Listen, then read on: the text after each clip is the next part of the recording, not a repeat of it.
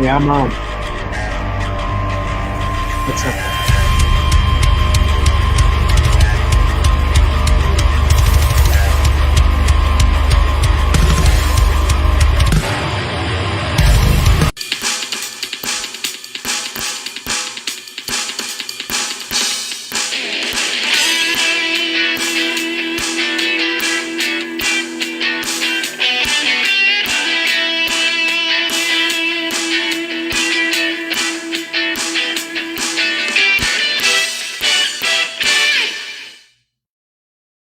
Welcome back to Spitball and Sports Podcast. I'm John. My friend Scott is with us. Hey, Scott. What's up, man? How you doing? Nothing much. Super Bowl hangover now. Yeah. You know? Yeah. And now we got to find stuff to talk. Well, we got a little bit of stuff to talk about, but not our true passion. Our passion is done. Yeah, it's gone. Well, now it's never gone though, right? Because the draft is coming. Well, now with my team right now, I don't hear a lot of chatter, but oh boy, you got a lot of stuff to talk about. Yeah, all they're talking about is your boys, man. The Bears, jeepers. Yeah, we'll talk. I can't wait to hear what you think. But let's go Super Bowl. We might as well. Chiefs win at 38-35. Quick few things before I want to get your thoughts. The Chiefs had 158 yards rushing to the Eagles 115. Passing 302 for the Eagles, 182 for the Chiefs, 21 first downs. It was really a good game. It's unfortunate how it ended because it was a good Super Bowl. It really, really was a good Super Bowl. It could have been a great Super Bowl if, this didn't happen. Mahomes, pressure, lofting one, end zone incomplete. Juju Smith-Schuster couldn't catch up. There's a flag at the 10. Hang on, there's a penalty.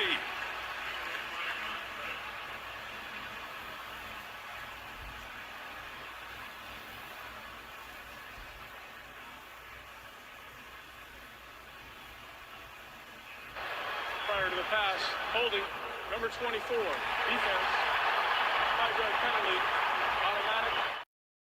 Happens. That pissed me off because I'd love to see Jalen Hurts get an opportunity with like a minute 40 left to go back down the field. We got robbed of that by the referees because, all game there was no holding. That was the first holding call. There wasn't even a holding call on the offensive line. That's what made me so aggravated. Yeah, no calls. No, that whole game and you let them play, and then you got to insert yourself and decide the game. I mean, it wasn't guaranteed that they were going to, but I don't know, man. Jalen Hurts was playing pretty good. The second half, I don't know what happened to the Eagles. They looked it was a tale of honestly, it was more of a tale of two halves almost.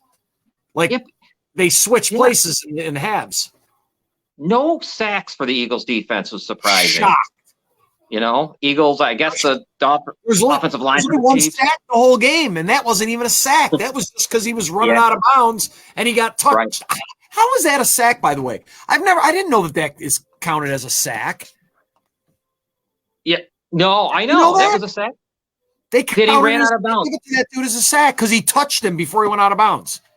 Geez, I never really paid attention. Because it was behind the line of scrimmage. I heard the guy say it. Oh, that's going to be a sack. That's getting put as a sack for him. And I was like, that's the sack? Like, I didn't know that counted like that. Just because you touch the guy before he goes out of bounds behind the line of scrimmage, that's a pretty lame stat. I wouldn't be proud of that.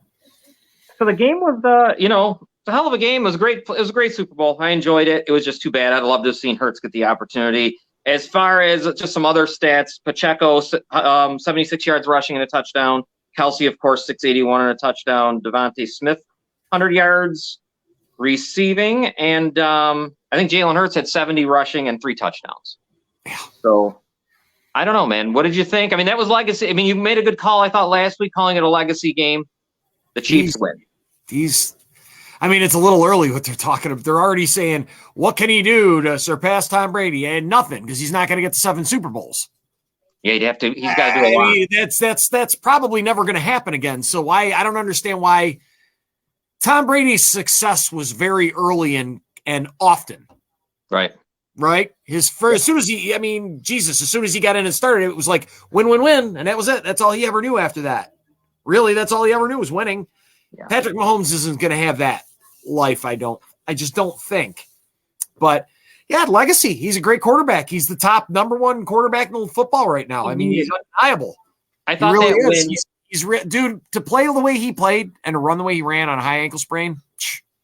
I don't know how many other guys would have even been able to do that. I don't know what they did to make him able to do it, but I've never seen someone with a high ankle sprain running around like that. So, I mean, I think sometimes, and I think too the way I know he started out the game and then he got re-hurt. I mean, they fell on him just like last week, 2 weeks ago. And then you think it never happened. But you saw the pain. No, it was great. It was a great game. Of course, Andy Reid. I also thought. I think we had some out coaching done too. I think I thought Sirianni was a little bit. I don't know. When I saw him crying at the beginning of the game, I thought to myself, I don't know, man. You might want to pull it together and don't cry like that, because how high is your emotions running when you're crying, blubbering like that on the field? That's tough. I don't know. The announcer, I don't know if I like it. The announcer said something about it. Did they? They didn't rag him, but they were just like, "Oh, he's quite emotional" or something. They said something, and I was just like, then I saw someone else posted it on Twitter, a picture of him. They were like, it was Robert Griffin III. Immediately, and he said, "Why is he crying like that?" Like, curious, like why is he crying so hard? Because he was crying pretty hard, dude. Yeah, and then I just wonder. I don't know. There's got to be something about being a little level, right? A little level head, a little even. I think somebody asked him, and he said it was because he was been dreaming of that moment his whole life. Yeah, good for him. Yeah. I mean, that's I don't know. No, I mean, it's touching. I mean, whatever. Whatever does it for you, I guess, right? Yeah. You know, I mean, he'll get there again next time, and that won't happen. So that'll be good for him. because I'm just saying how emotional. Like you kind of are the leader. You're the guy. They always do football like it's almost like an army or a what. And if your leader's blubbering like that before we even kick it off, it kind of. But they were fine. They were right in the game. I mean, really, a fumble by Jalen Hurts too loses the game. Gave 2 thumbs up on that. What? Who did? Dick Vermeil? Yeah. Oh yeah, the former Eagles. Jesus. Yeah. So I don't know. And if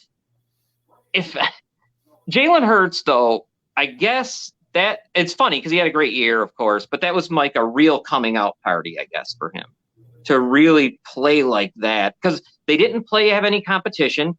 The 49ers, he gets to play, they get to play the 49ers with not even Purdy. I can't even remember who the quarterback was. You know what I mean? So throughout the entire year, there was some question about that. And then the biggest game, he did perform, right? I mean, other than the fumble, he was.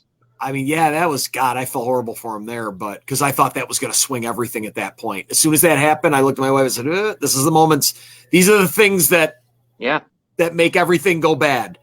But dude, I was so impressed with how he came back right afterwards. And he was nails, dude. He really was. He played a really good game. I was even more happy about his post-game press conference. Yeah. Dude, I give him a lot. Kid earns a lot of respect for me, dude. Not that he needs it, but I was like, wow, he's got it. He's got it. You know what you can't describe it. It's hard to put your finger on it, but when you see it in somebody, you see it, right? You know what I mean? He's got some calmness about him that's good. Yeah. There's a real easy, like, all right, he just lost, but it wasn't like he was devastated, and he just, it was kind of really good that way, I think. And think about his journey from Alabama, him getting pulled for Tua, and then he gets benched, and he leaps for, I guess, goes to Oklahoma. Really, there's a lot there that could have derailed somebody. So he got yanked for Tua. Yeah, I believe it was in a national championship game. I think. I know Tua was great in college. I'm just saying, was he? Oh yeah, Jalen Hurts that much less than him? Mm-hmm. Really? At that point in time, like. It was just obvious. You got to put him in. Like I remember, you got to put him in. He's one of those guys. Okay. Yeah. So it was just generational talent, right? Because Jalen Hurts wasn't that though, because even there, it was never. I never in a million years would have thought he would have been successful in the NFL. It just didn't expect him to play like the way he's. Why has he completely changed his style of play? He did in Oklahoma for sure. In Alabama. It just was different. I don't know. There was never any. Well, there was never really any holding him back. Do you think it was the coaches? You know what I mean? Limiting his style. What he can actually do. I don't know. I know coaches are like that. I'm sure. His last year, he had some injuries though too. His last year in Alabama. To be fair, he was hurt a little bit too. That's how you get to know Tua, and Tua plays, and then you see how the team runs on both sides with. You could just see the team ran better under Tua. It just seemed like he was the better thrower, the better passer, the better everything. With all the talent around him, it just seemed like Jalen Hurts wasn't going to be the guy to do it. Goes to Oklahoma, plays in Oklahoma, he was great. It was unbelievable. That's where, 40 touchdowns, 3 interceptions type deal, incredible. And it's just nice. He's obviously translated it into the NFL, even after a couple rough seasons in the beginning. You know how that went, right? How it always goes. Yeah, he looked. He looked phenomenal this year. Look at what he did. They lost one game. And this game, yeah, he's the guy. I guess he really is. They might find out. They might find out now because they lost the OC and the DC. They might find out that just like I think the Bills did. That was their year. This was their year, right? You know what I mean? Like maybe this was probably their year. It was all the talent they had, right? All that young talent, I'm sorry, I have to do this because my screen's shaking like crazy. All that talent on cheap contracts, right? Great coaching staff, blah, blah, blah, blah, blah. But now you start to lose it. Now we'll see if they can replicate it next year. If you can't, you're going to see that like the Bills, it was like 13 seconds, man. That was the year. They should have been in a Super Bowl that year. Well, for the Eagles now, what they got a decent amount of cap space. We talked about this before, so they got some. They can spend on free agents. and they got a decent draft pick. I'm forgetful where it is. Who do they have to pay this year, though? That's a good question that I have to look at. I don't know. Good question. Who is up? Who they'd have to pay? I mean, did Kelsey end up saying he's retiring? Do we know? I don't. No, I didn't he's pay staying. attention. He's staying. The center's staying. Yep. Okay. Well, that's the other thing. That offensive line's awfully. My God, when you see those two offensive lines, you Are they realize all, what yeah, you can need. they keep them all together, though? I mean, is it possible? That's a good question. I don't know. I should have looked into that. I'm not sure. 'Cause I don't know who's exactly. We'll have to look into it for maybe next show. Yeah, Those in the future. we'll definitely look into it. I'd be curious to see if that line's going to get pulled apart in free agency and contracts and everything this year. I know that because I was just looking up stuff about for the Bears, because they got all that money, and I know that the guy who got the holding penalty there at the end, Bradbury. He's available. I know he's out there free agent wise. So, Because I think he was with them on a 1-year contract or something, right?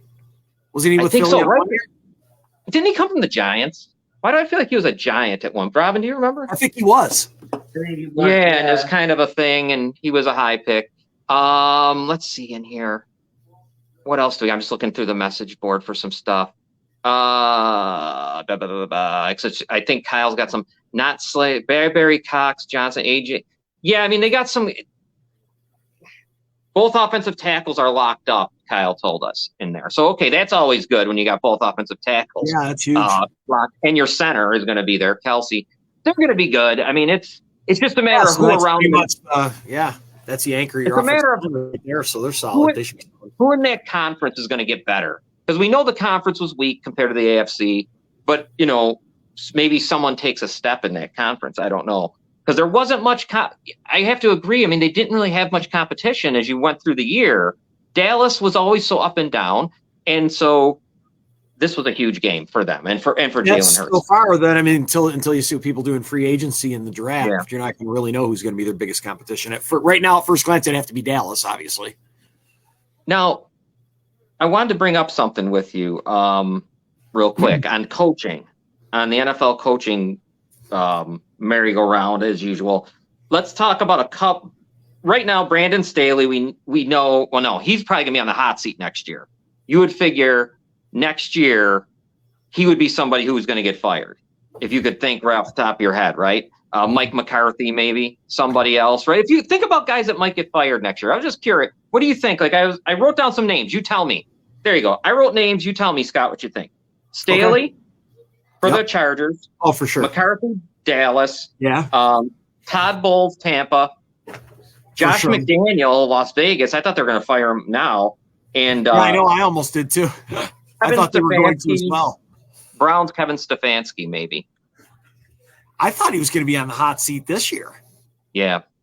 but he's Yeah. probably being saved just due to the whole Deshaun Watson coming in when he did deal and all that stuff. They'll probably give him a solid offseason and a solid year with Deshaun Watson. Yeah. And if they don't start to make, some type of improvement, he'll probably be gone.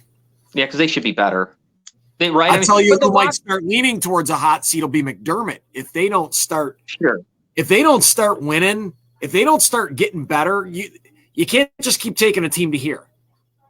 I mean, without it even looking like you have the chance to go to here. So I don't know, man. I think next year, but I don't know. I don't know how the Pagulas are towards him. I don't know if there's that stupid loyalty bullshit. It'll be interesting on him. They seem like they're kind of like, well, yeah. I mean, they got to improve quite a bit this year. It's gonna. This should be a big year of judging a lot of coaches that have kind of been stuck in those positions. Well, like in McDermott's case and others, there's like a honeymoon period, and his is probably up now. You know what I mean? Of course, he got 1 year under his belt. Yeah. Right. So it's and being very successful, getting to a point, winning. You know how for a lot of teams that get that way.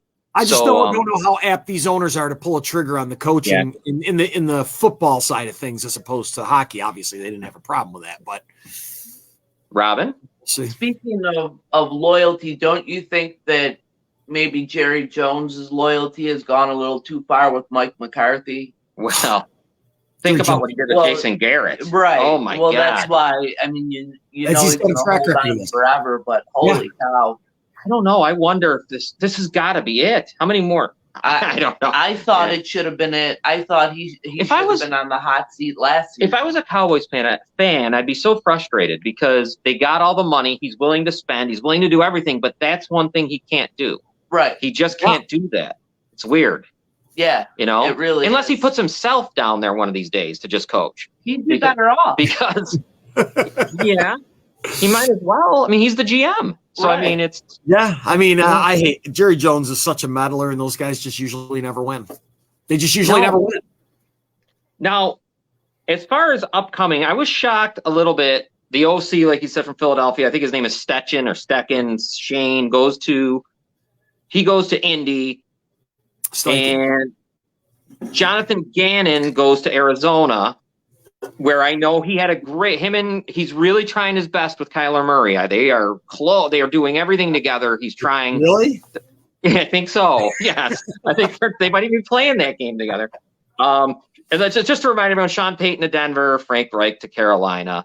Eric Bieniemy still looking like he's going to be an offensive coordinator somewhere else, which surprised me, but I'd love to know behind the scenes of that. Why would you be offensive coordinator for Washington or Baltimore and not just stay where you are? I know. That's a weird situation, right? That might be going to what you were saying before. He's worn out his welcome. I Is believe he it. too much of a, you know? LaShawn McCoy said, and I can't remember, I should have looked it up before we came on. LaShawn McCoy was on his show. I think it was this year, but he was talking about how everybody's sitting there talking about why doesn't Eric Bieniemy have a head coaching job? And he said, there's a reason, man. He said, first, I'll bet you he doesn't interview well. And he said, I saw it up close and personal. It's the way he talks to players. He's just, and he didn't really give you the meat of it, but he was just like, he just doesn't know how to talk to people. He doesn't know how to talk to players. He's like, he's treating me like I was a rookie. He said, and I wasn't having that, man. Well, you would have figured they would have kept. I'm just surprised that they would have. I don't know. I just maybe Andy's covering for him in that respect. Those It'll be and obviously, dude, guys like Kelsey and on Mahomes, they're not going to criticize that cat. They're not going to even if he is an asshole. I looked it up and there was supposedly some incident between Mahomes and him at some point. But and then when they came out and squashed it and all, but I'm saying, okay, it got squashed. But after hearing LaShawn McCoy, was it really a real thing? Right? Well, right. Well, and now neither of us like Skip Bayless, really. Not crazy about him, but we're getting into the point where we start talking about minority coaches and all that stuff, you know? Mm-hmm. And they said, you know, in this clip, it's a short clip with him and Shannon Sharpe. Shannon Sharpe did say it's like they guessed it's 70% of the league is black, maybe more. And there's not many coaches. And the question again arises as to why. Let me play for you what Skip Bayless, it's a minute long, why, in his mind. Time Magazine, the other from Nancy Armour of USA Today, about this theme of why can't hot black assistants get head coaching jobs when they are hot, when they should be right on schedule to get a job. What do we talk about on Monday, Skip? Okay. The hot black candidates can't get no jobs. Well, my problem with these stories is you can just check the tape. I have been saying the exact same thing the Time Magazine article is saying and the Nancy Armour article is saying for 15 years on national TV because I have been dumbfounded by it. It has been inexplicable to me, but then in the end, it's really pretty explicable because I'm sorry, I'm going to just boil it down to these older white owners just aren't that comfortable with a black head coach because they need to interact. They need to go to dinner with the wives or the significants or whatever, and they're just not that comfortable. Right. When they do have an interview, it's going to be a quicker click with a young white hot candidate than it's just culture. It's just the way life is. And I don't know how to defeat it because each of these guys is an independent owner in the umbrella of the NFL. And it's hard to legislate. You must hire a black coach, legislate right? That. No. You can't. So I thought that was interesting because culture makes sense. I mean, it makes sense because you're dealing with guys that are 60, 70 years old, right? Some of them. I mean, they're old. And sometimes it just comes down to differences. I guess that's what he's trying to say, and it makes sense. Sure. I thought that was one of his better kind of takes on stuff. They went on to talk about Jerry Jones, and when Jerry Jones hired Bill Parcells, and how he was going to hire Denny Green, but instead he went with Parcells because Parcells at the time was the hot, he was really, like the guy who was going to do everything for everyone. Not. I mean, that shouldn't even have been a decision. Yeah. So Dennis Green and him were close, though. Dennis Green and Jerry Jones were friendly. We're friends from the competition committee and all that stuff. And they went on to say, I can't play a long clip because we'll get copyright issues. They went on to say more about how all of its friendships, all these guys, it's always friendships that get the hire. Yeah. You know what I mean? And I guess I understand what they're saying. I mean, he hires Jimmy Johnson. That person, man. Yeah. Right? He hired Jimmy Johnson. First he hires Jimmy Johnson. I think they played or something together, whatever, in Arkansas. Then he goes and gets Barry Switzer. Like, we're going to the back in time. And we use Jerry Jones because you remember the picture of Jerry Jones at 14 years old standing there. You probably saw it, trying to whatever. So they were using him as an example. I don't know. What do you guys think of it? I think he might have hit it on the head. I mean, because there's definitely black coordinators that are probably just as prepared as Shane Steichen to be the head coach of the Indianapolis Colts. So I don't know. I think it comes down more to exactly what you said. I think it's more, this guy, this guy somewhat. I think it's just more of that. Like, right. I think he gets information from certain people. I'm sure there's racism in the NFL. I have no doubt that there is. It got proven in basketball when they got that what's his shit there, lost his team there because he had that racist comment, that girl recorded on him. I'm sure it happens. I guarantee it happens. But you can't paint it with a big broad brush. But I think it's more with the connections. Honestly, I think they go with people that they trust. It's hard. I mean, you're turning over your franchise to somebody. You're going to go with somebody you know. If somebody you know tells you, this is the guy, it's hard to take on somebody you don't know at all, right? Do you know what I mean? Do you get what I'm trying to say? Yeah. It's hard to take on someone you have no idea. You don't know anything about this guy, and you're going to entrust your whole franchise to him. I think it's based more on connections. I think it's more like what it is. I think it's more what it is. And it's like the Rooney family, and then the Rooney Rule was bad. No one liked the Rooney Rule. No one. Minorities didn't like it. No one liked it. I get why why would you? You feel like a forced hire. Yeah, they don't like it. But now the Rooneys did this, though. Do you guys remember they hired what's his name? What's his coach's name? How could I forget? He's there right now. He's been there forever. The coach of the Steelers. I'm forgetting his name. Mike Tomlin. They get Mike Tomlin. He had been just hired as like offensive coordinator, defensive coordinator, whatever for the Vikings. He hadn't even been around. No one even knew really who he was. They brought him in. They went out to dinner. They got to know him and the wife, just like what they were saying there. And they hired him. Great hire, right? Tomlin's been there forever. Great hire. Phenomenal hire, by the way. Phenomenal hire, dude. Yeah. I really think I think Skip Bayless was right. I think it comes down to connection. Culture, though. I think it's a culture thing, too. I do think. I'm sure. Because if you don't, let's say you're going to just have a bunch of guys. I don't know. And it's Shane Steichen here. And I mean, whatever. And they're going to feel more comfortable with the white guy. Probably. Because when they go out to dinner, like he's saying, this is what he's trying to say.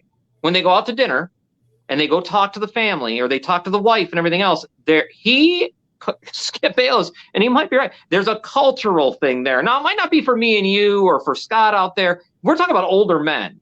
Right. These are guys that are just, they live in a whole different world than we ever can. Right. They're a billionaire. They're doing what they do. They're like the guy. They're like Lovey from, not Lovey Smith, Lovey from Gilligan's Island. I mean, they're in a whole different world. Right. So how do you, I wonder though, like, what is, I don't know. I thought that was really an interesting take on it, and one that I didn't expect to hear that I think might be right. Is it culture? Does that mean racism? Or I don't think that's what he was trying to say. I think a lot of it too is the head coach or the coaching trees. And I think because you have predominantly white head coaches, again, they have connections with more white coaches. So I think it just naturally trickles down that way to where there's usually more white options. Right. I mean, I don't know. It's just baffling because we do know that the more than the majority of the league is black, right? The NFL.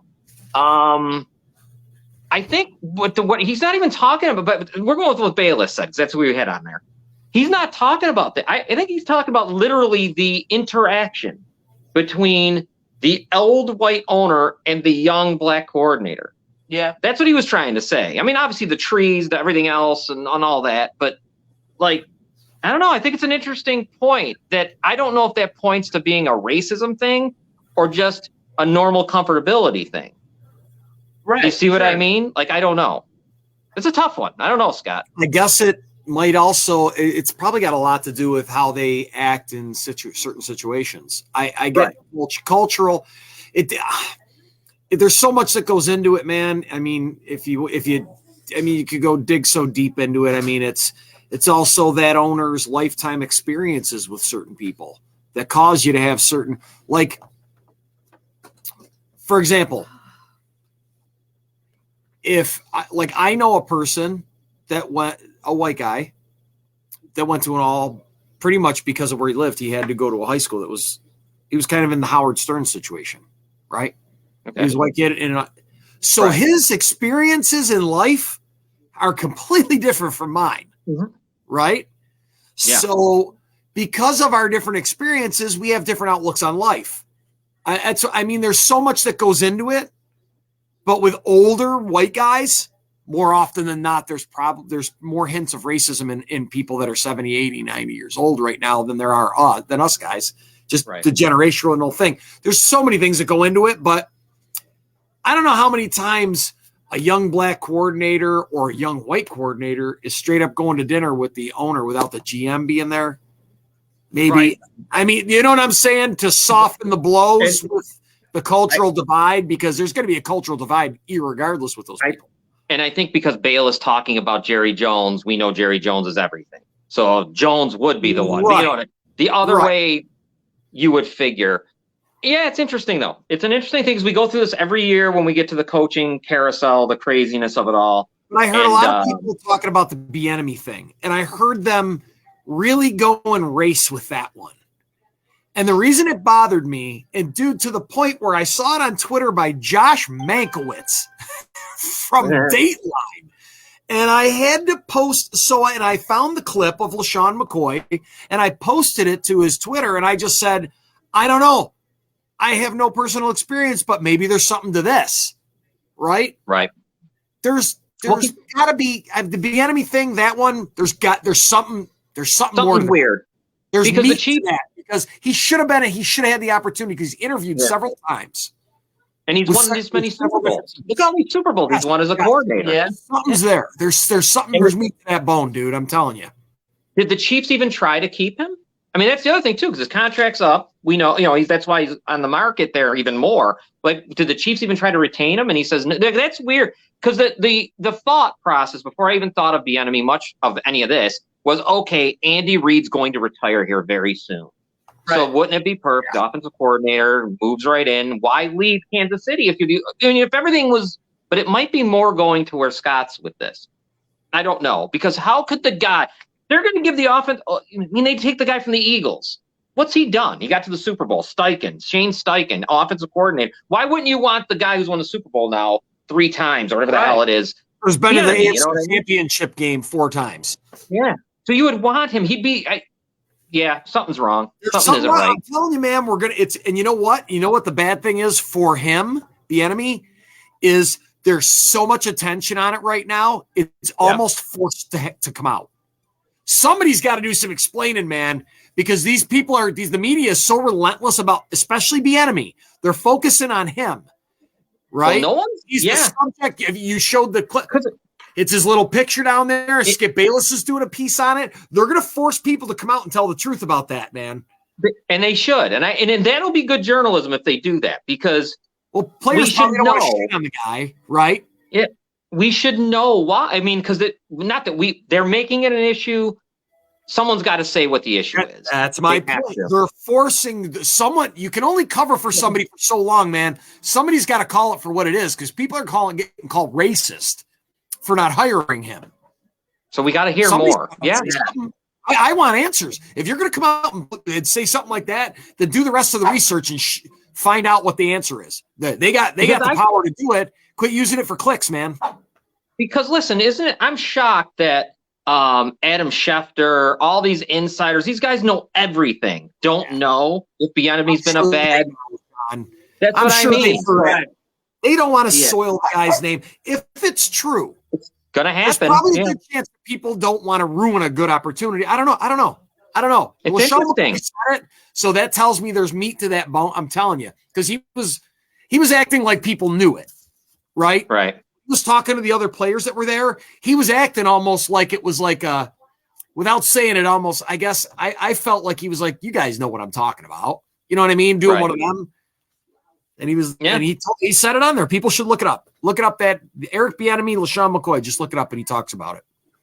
Let's take a quick break and then come back. We'll talk about our what our percentages were to end the year in pro football playoffs. In the playoffs, we combined our playoffs together with the Super Bowl. I got a play for tonight, and I want to show you something in hockey. There's a great game coming up this weekend that you're going to like if you get a chance to watch it. This game is probably the most anticipated NHL game, regular season game, probably in a long time. So it should be pretty cool. Let me find our stuff, and we'll be back in about a minute and a half.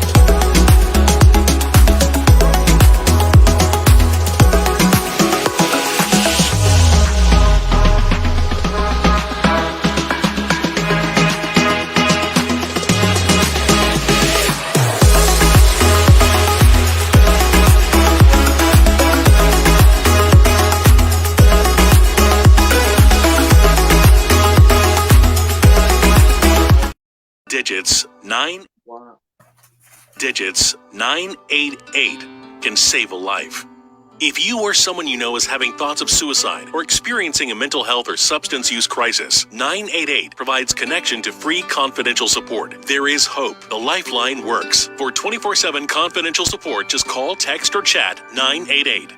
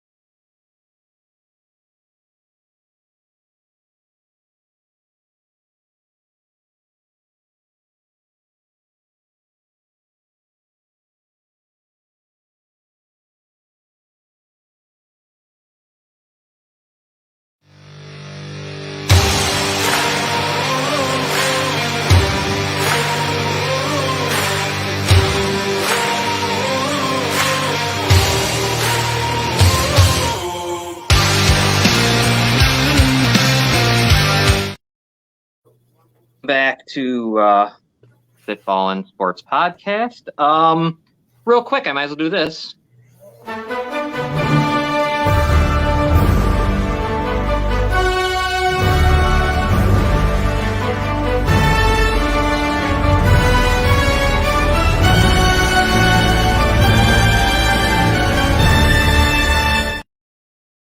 Well, money was not sprinkling down on us for the Super Bowl. But for the season in the playoffs, Robin told me we were 65% Betting the side. On any side, on the sides, we were 65%. Combined with everything else we do, we were 52%. So we still did well. That's fine. I mean, I'd like to be a lot better, but yeah, those side bets are high. Those are usually high odds. So yeah, props. right. So there you go. That's what we were. 62% is not bad on the side. Robin, was there anything else that I should be saying on that part of it? No, we just had a rough Super Bowl. I think our numbers would have been a lot better, but we gave. And I gotta mention that Gainwell. Oh yeah. Touchdown cost me money. Boy, it was what, plus 435?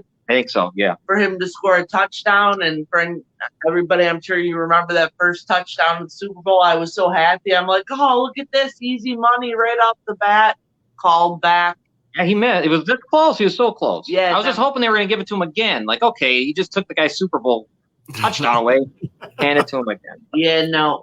Not again for the game. That game, though, I think our problem with that game is it went completely different than any of us thought was kind of going to happen. We were expecting a little more defense. They got no defense, and it just fell out there. It was really strange. It was a strange game. NFL wise, before we go on to that, I told you about the NHL thing. The NFL draft is out of control now. We haven't even gotten into the real crazy season of it yet. So I think a lot of teams are trying to. Like Jim Irsay for the Colts is trying real hard to water down whatever the Bears are going to get with the first pick. You can see what's happening by the commentary and stuff, throwing out all kinds of possible rumors and innuendos and stuff. So should be good. I mean, I'm looking for, as a Bears fan, I can't wait. Either way it goes, I can't wait. At least I know it'll be some excitement to watch. John, I have to ask. Yeah. It sounds like they're going to trade him. I'm not sure. Are you going to be really pissed if they trade him? And if they trade him, who do you want them to grab? Well, can I just say real quick that I'll be really pissed? Right. I mean, I'll be pissed because I'm an Ohio State fan. Number one, let's start out there. I love Ohio State, and I watch every game. Seen all of Fields' snaps. So, yeah, I'm a little bit biased because I just like, it's kind of cool. I've never had that before.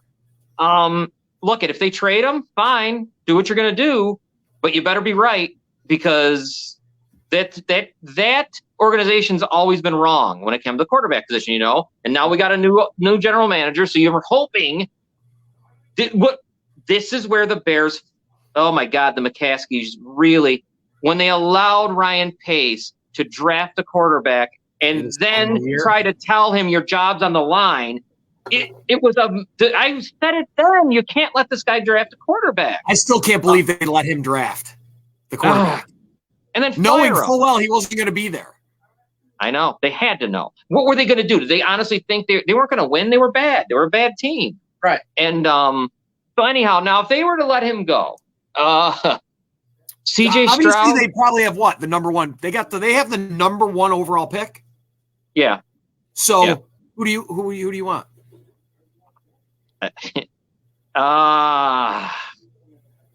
Bryce Young small. Do they take that defensive end? Number one is defensive tackle. Is that what it is? Right? I'm not. Is it? Yeah, you got a defensive. You got Will. They take Will him Anderson, and then or Jalen Carter. They got a couple number ones, right? They have one number one. They just have their first overall pick. Okay. But I'm sure with some kind of a. I mean, they're going to trade him and probably get another number one. Yeah, so if they trade him, they're probably getting a number one pick back. Yeah, they'll get a number one from Carolina, let's say. So it'll be like 9. Okay. So down there, maybe you take the guy from Kentucky, that Will Levis guy who's going up. But do you take that guy? Do you take that defensive player number one?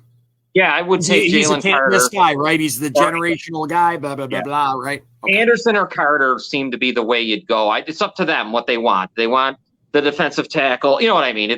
I like Anderson a lot, but I understand Carter too. I mean, they're putting him on par with the guy from the Jets, just like him. So so out of your quarterback options, if you could have any one of them, who would you want him to take? I want the guy from Kentucky, I think. Yeah. Levis. Bryce Young is too. I think he's going to be too small. CJ Stroud from Ohio State again. Sure, I liked him. I Do you think tell he you can this, everyone- transition? And who do you think is going to transition over to the NFL the easiest? You think you don't obviously you don't know, but who do you think has got the best? The guy from chance? Kentucky looks the part, really incredibly looks the part to me. Yeah. You know what I mean? Big, Is this run, raw? throw. Yeah, the strong guy, you know, all that. CJ Stroud's not going to run. The first time he ran all year was in the Georgia game, and it was great because he caught them off guard when he ran and almost won that playoff game. Bryce Young, to me, I don't know. His size bothers me, I guess, is Right. all. I was hearing so- him like right up there at the top all the time, man. It's amazing to me how fast because who knows, dude, by the time the draft comes, your guy from Kentucky, they could propel him, just the media, and make him the number one pick. I still don't believe they're going to trade Fields. I really don't think so. I think what's his name came out with some crazy thing about he talked to 4 different GMs at the Super Bowl. And then I don't know what's going out there as misinformation. I mean, how much is being I mean, I know, don't, that's as what far sucks. from other teams and other things and the Bears themselves. Here's what my opinion Is this just stories? Yeah, I don't get it. It doesn't. I think that the Bears have no intention of trading Fields and that they're just trying to jack up the price for that first pick. The Bears haven't said they're trading anyone. Shit, why The wouldn't only you? thing that guy said was, I'd have to be blown away for me to do something. Right. So, I mean, yeah, obviously he has no connection to Justin Fields, but they sure as heck seem to be built like doing stuff for. I don't know. It Okay. doesn't make any I got sense to another me. question for you. I just Yeah, yeah. some what ifs here. So Yeah. let's say they keep Justin, right? Okay, Yeah. they keep him. Do you shop that number one, or is that Definitely, guy just yeah. is that guy just a can't? No. Is he a can't miss guy? I'm trading it. I would trade the number one to get more number ones.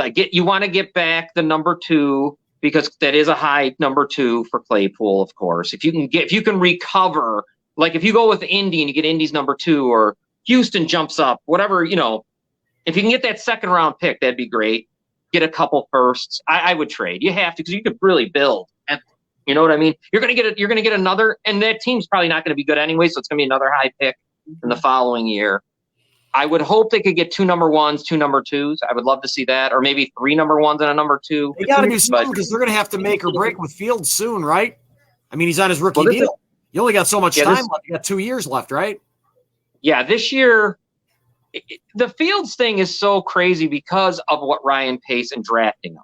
You draft him, he's got Nagy as his head coach. You have Fields. You have Pace. Fire him, restart all over. You know how it is. It's just not. It wasn't really conducive, I think, for him to do much more than he's done. And then you look at the talent around him was pretty bad. By the way, So- Nagy's in line to go to KC.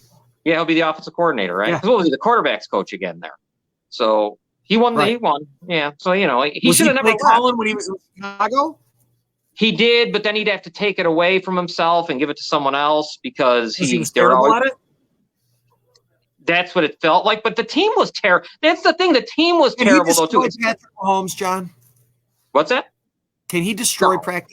No, I think he made him who he is. I was hoping for. No, yeah.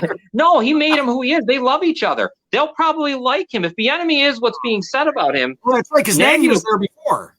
yeah, he was there. Yeah, Yeah. that's right. Okay, I forgot he was there previously. And then he comes to Chicago and it doesn't work. And I'm not surprised. The team wasn't good. Although the Trubisky day, there was a lot of, think about it, a lot of hope when the double doink game.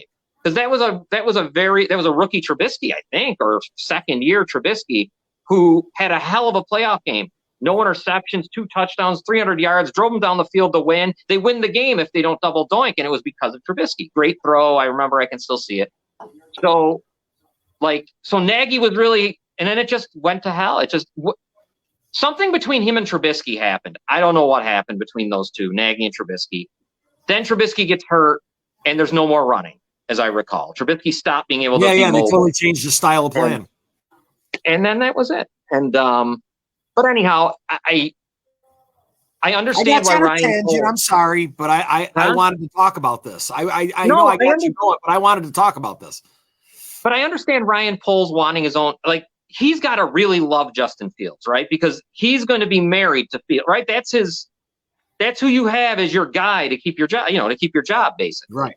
So they've got, and you didn't draft him. I know that's got to be difficult. Because you should have got The Ryan hardest Fulton. part with those guys. Yeah, and you should have had him a year or two before. They're so stupid. Because you're almost forced to adapt to his. You're forced to adapt to his playing style instead of molding someone that you already know can fit the one that you have, right? I mean, that's the thing that sucks about those situations. That's why I thought they would be more apt to trade him.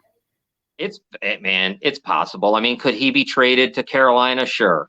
He said he didn't think the Bears were going to draft him. He thought he was going to Atlanta or Carolina.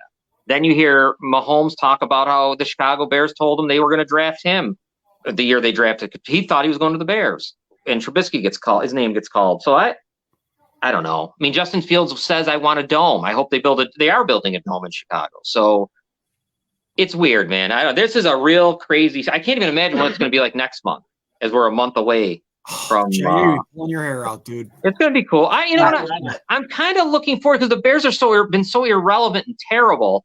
It almost is a little kind of fun to be. Sure. Oh, I'm sure all the networks are talking about it. You guys were the top, ESPN. All of them have been talking about the Bears. It doesn't even bother me because you know what? The thing with Fields, and I like him a lot, loved him at Ohio State. I don't know. I said this the other night. I don't know. Like I don't know what he's going to be. I don't know. I know I liked what I saw at Ohio State. I liked some things I saw this year. I definitely think he was better this year than last, but it's a whole different thing. I just a step forward. No matter how little or how big it may be. Yeah. I'm sorry, man. These pugs are driving my wife nuts. Can you hear that bell? Yes, I heard it. Yeah. That is the pug at the back door smashing the shit out of that bell, saying, let me out the back door. Oh, yeah, we trained her. She learned that first day. I swear to God. So when she's got to go outside, she rings that. But for whatever reason tonight, she's taking advantage of this, and she's doing it every 5 minutes. Every 5 minutes, I'm hearing it ring, and I'm trying to tell her they got to go out. And she's like, I'm not letting them out anymore. It's like what's that, Pavlov with the dog? Right. Yeah. This is the second dog we taught, man. This dog learned it within 2 days. Bam. Uses it all the time. And by the way, that's great. I'm sorry. No, I was thinking about that with our cat. Remember, we were thinking, what if we could teach her to hit the thing so she could hear Blessing and a curse, pal. Yeah, definitely. Blessing and a curse. Now this weekend, let's switch gears to the NHL because that's where my pick is. Scott, let me show you the highlights. It's about a 3-minute package of highlights. This is the Calgary Flames against the New York Rangers about a couple of weeks ago in New York. They play tonight. They play tomorrow night at 10 p.m. in Calgary. During these clips, you might get a black spot. It's because my production's terrible, but it's only because I had a transition over to another. You'll see. About 3 minutes long. Check it out, look.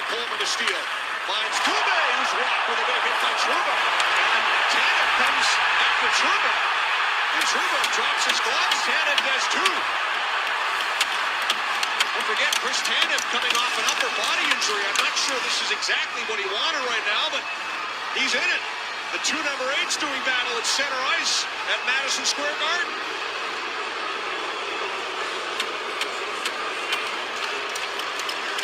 All that started with Trouba's hit on Dylan Dubé.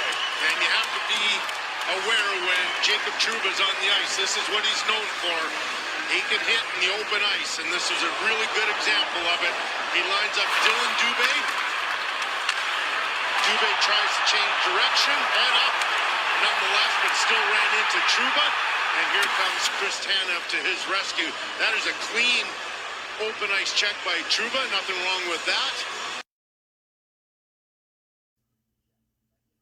Face-off win by Lucic. Power play is over. Fox with the puck.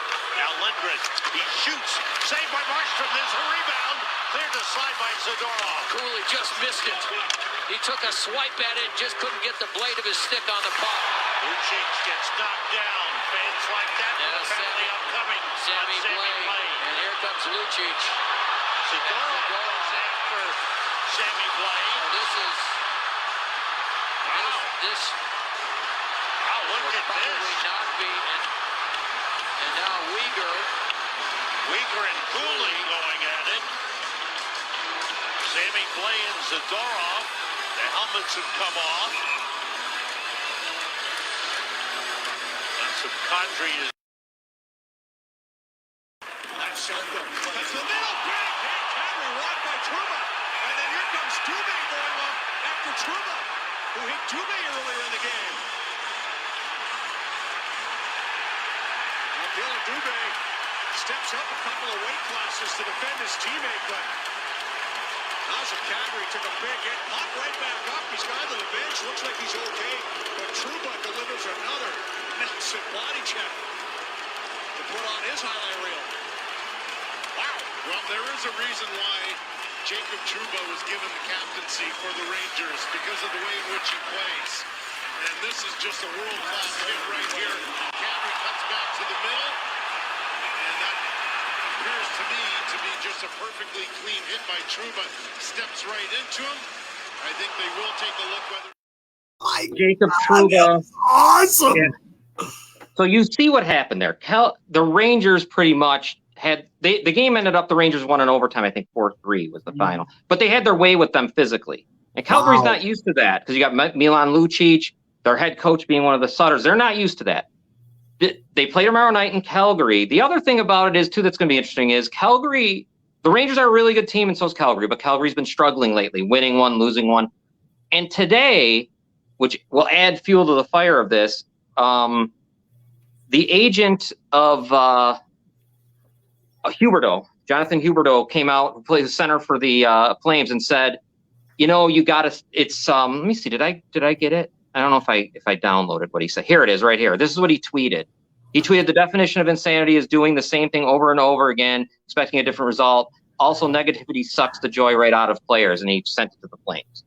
So there's been a lot of talk of the coach Sutter being a jerk towards the younger players. There's been all of a sudden the Flames. I just have a feeling tomorrow night they're gonna take their frustrations out. But the Rangers are a big team too, so it could be very good at 10 o'clock tomorrow night. Oh, I think I'm watching it. Yeah, I'm looking forward to that. I watch a lot of hockey, but I'll watch that. That was awesome, man. Yeah, those hits were crazy. Now the second hit on Lucic, I think, was to the head. He did hit him in the head there, and I think he got the one guy got suspended. Those are some hard hits, dude. But Trouba got him good. He got him so good, dude. Yeah. Right shoulder. And Calgary is not used to being pushed around, so that was interesting. So tomorrow night will be good. As far as betting goes, though, tonight the Rangers are out west, so they're out in Alberta. Tonight they're going to be playing a back-to-back. Tonight they're playing the Edmonton Oilers, and the Oilers are -125 against the Rangers at 9 o'clock. I love the Oilers because I got a feeling the Rangers might be looking ahead to what they know is going to be a battle, going to be a fight. It's going to be fights. There's no way that doesn't turn into, a circus. But tonight, I think the Oilers will beat the Rangers. So if you got a shot and you want to put a couple dollars on something, I love the Rangers -125. And then tomorrow night, I can't wait to see The Oilers. The Oilers. I'm sorry, the Oilers. I said the Rangers. The Oilers tonight. Go with the Edmonton Oilers tonight at home, -125. Tomorrow night, though, then check out what the line is with Calgary. That's going to be good. 10 o'clock. Leafs play the Habs at 7. It's a doubleheader, and then at 10 o'clock is that game. Can't beat that. The Rangers and I'm looking right now. Tomorrow night with the Calgary game is all I got. I don't see a spread here. I'm just seeing money line or mine is Rangers +120, Calgary -127. There you go. Yeah, I bet you that's where it'll stay. Yeah. That's where it'll end up staying at. Because I never go with the puck line because it's always 1.5. I hate the puck line. Yeah, it's always 1.5. Every game's always. Sometimes one time when the Leafs played Arizona, it was 2.5, and the Leafs were -2.5, and they lost. They lost the game. But they were -550. It was just terrible. But I mean, I can tell you who the public money's on for tomorrow, or else I can. I'm curious. For tonight, 93% of the money is on LA. Okay. 81% on Ottawa. That's Ottawa against Chicago. 65% on the Islanders over Pittsburgh. 74% on Dallas over Minnesota. 65% on the Rangers over Edmonton. Interesting. Interesting. I love Edmonton tonight. I really do. I'm sorry. That's not the money. That's the number. That's percentage of bets. Bets, right. That's the percent. I'm sorry. I don't want to misstate that. That's the percentage of bets. So I think tomorrow night is going to be fun. You got to check it out. That's about all we got as far as, I mean, we're going to be coming into a lull of picks, but we'll still try to give them out. Yeah. I'll try to do basketball. The NBA is at the All-Star break, so this weekend is the All-Star game, which is kind of cool. Speaking of All-Star games, and I always think of this, Scott, this time of year, because this time of year we should be going to Honolulu, maybe not literally, but on my couch watching it and watching the Pro Bowl like we used to. And it used to be fun. This is from 2003. This is freaking great. You talk about trust and confidence. There was an article, a story, Mike Vanderjagt and your team made some comments questioning maybe your passion and and the personality that you and Tony Dungy has to being winners. Yeah, that's hard to believe, Len. Here we are. I'm out of my third Pro Bowl. I'm about to go in and throw a touchdown to Jerry Rice. We're honoring the Hall of Fame. We're talking about our idiot kicker who got liquored up and ran his mouth off. So, hey, Al, Dan, what has the sports world come to? We're talking about idiot kickers. He has ruined kickers for life. Akers and Vinatieri, these guys are great guys. They've been getting killed all week because our idiot ran his mouth. So when I get home, I'll deal with it. Tony and I talked about it. It's kind of funny, really, when you think about it. Get in. If he is still a teammate, we'll deal with it. You know, that remains to be seen. But the sad thing is, Lynn, he's a good kicker. He's a good kicker, but he's an idiot. There you go. I love that. Never forget that interview, man. Yeah, that was so good. And I don't know if it's just a different world. Those guys, Peyton Manning, Rich Gannon, I don't care if it was Steve Young, Joe Montana, Jerry Rice, Marvin Harris, they wanted to go to that game and play. Yeah, they played hard. Now no one wants to play. No one even cares. No one even wants to. It's kind of sad, and I don't know why it's like that, because I think there's still competitive football format is here to stay. That's terrible, and I'm not watching. It sucks. I'm not watching it either. It was terrible. The best catch. That was the dumbest shit I've ever seen in my life. I don't like any of it. Well, that was like they were there doing something, man. I don't want to see him, Stefan Diggs, sitting in a pool doing dumb shit. Yeah. Dude catches stuff from the Eiffel Tower. It took him 4 tries to catch pass. Well, you know what was funny? I saw this thing and I said, "Oh, this might be good, Robin." They looked like they had the tackling. They had the sleds out, and I'm like, "Okay, they're going to have offense. That'll be cool. Let's see who can push the sled." No, it was different. They were grabbing tires or something. I don't know what the fuck they were. They were unloading the sled. It was really bizarre. And why do you think it is? It because you know what? All right, go back to those days real quick. I know exactly what it is. What is it? Is that was your question going to be why they're acting like this? Yeah, it's the owners. It's the owners. They don't want their big hot commodity who goes to the Pro Bowls, all the best players. They don't want them getting hurt. I'm telling you, that's what it is. They don't want them risking injury in a meaningless game, and that's what it is. I'm telling you, that's what it is. Yeah, no, it's got to be. But back then, money, dude. Those guys were making. I mean, for the times of 2003, 1990, whatever, they were making money. Those guys weren't. They were wealthy. They were making big money. Those quarterbacks, those players, and they let them play. You know what I mean? Like, why was it different in 03? Dude, what if Sean Taylor hits Marvin Harrison and just breaks like 4 of his ribs? Right? Because that shot that he laid, I don't remember who he laid it on, but think about that though. A shot like that, because he hit whoever he hit him hard. Well, usually that didn't happen, right? So I mean, all that never used to. That game was always. But it would start. The injuries happen. I know, but it was still good. We never had a problem. So that's all I'm saying. Like we never cared. I'm not sticking up for the flag football. I want them hitting each other, but I'm sure I'm just being logical. I'm sure it's the product. That's their product. Oh, good job, Nate. Nate said it was Brian Mormon. That's who he hit. He hit Brian Mormon. He hit Brian Mormon. How did he not die on that play? He hit him so hard. He hit him so hard, dude. Yeah, thank you for finding that. Good memory, awesome. Nate. Yeah, thanks. But even that play right there. Watch Travis Henry go into the end zone. Deion Sanders, I believe it is, hits him right in the back of the head. I mean, he lowers the boom on him when he gets in the end zone. Hey, and Peyton Manning stops his interview and's like, "Get in." Yeah, see, I love that. Like it meant something, right? What is wrong with today's? Fuck it. I don't know. Baby. I guess. guessing. Because let me throw in a last minute hockey. oh, you got a pick. hockey pick? Go ahead, Rob. Yeah, let me just real quick. As you were reading the lines, one stood out to me. I like the Islanders tonight against the Penguins. Would you parlay it with the Oilers? Yes, What are they? What are they? Nice. Minus what? they are minus 130. 130. Okay, so that's Come a on, nice. We got to put that set in. Get in there Islanders. now. Who it is? Islanders. Islanders. and Oilers. Oilers. Oilers. Okay. I'm going to do it right now myself.